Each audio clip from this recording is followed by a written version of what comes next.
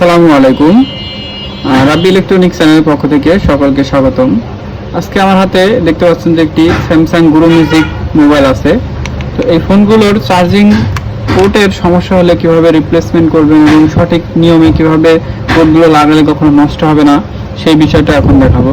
তো আপনি যদি আমাদের চ্যানেলে নতুন দর্শক হয়ে থাকেন তাহলে অবশ্যই আমাদের চ্যানেলটি সাবস্ক্রাইব করবেন এবং যদি ফেসবুক থেকে দেখে থাকেন তাহলে অবশ্যই আমাদের পেজটি ফলো করে দিবেন। তো সর্বপ্রথম আপনারা পুরনো পোর্টটি নিচ থেকে হিট দিয়ে তুলে নেবেন এবং এখানে যেই পুরনো রাং বা ময়লাগুলো আছে এগুলো সোল্ডার করে সুন্দরভাবে পরিষ্কার করে নিতে হবে। তো আমি স্টেপ বাই স্টেপ দেখাচ্ছি আপনাদের।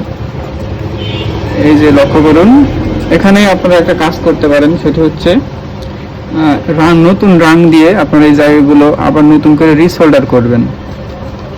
ঠিক আমি যেভাবে দেখাচ্ছি আপনারা এভাবে